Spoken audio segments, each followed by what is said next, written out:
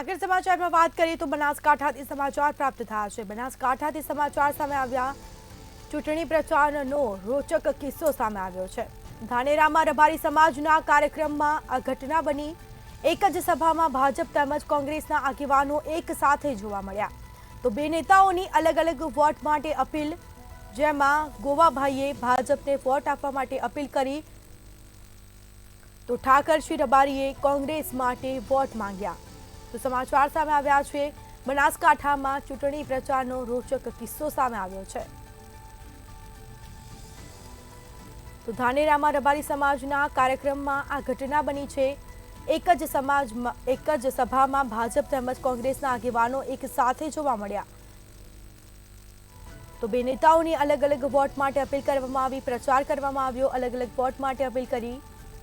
ગોવાભાઈએ ભાજપને વોટ આપવા માટે અપીલ કરી છે, તો ઠાકરસિંહ રબારીએ કોંગ્રેસને વોટ આપવા માટે અપીલ કરી છે। તો સમાચાર પ્રાપ્ત થયા છે। બનાસકાંઠામાં ચૂંટણી પ્રચારનો રોચક આ કિસ્સો સામે આવ્યો છે।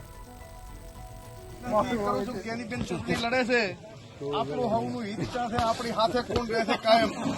એટલે જ્ઞાનીબેન ને તમે બધા વોટ આલો, બે હાથ જોડી વિનંતી એટલા માટે કરો, કાયમી જોજો કે ઠાકોર સમાજ કે બીજા સમાજો આપણી હાથે જ આવે છે, એટલે જે હાથે રહે, આત્માનો અવાજ તમારા અંતરાત્મા પૂછજો, એવું કરજો એટલે કાયમી જવો હજી ગાડી।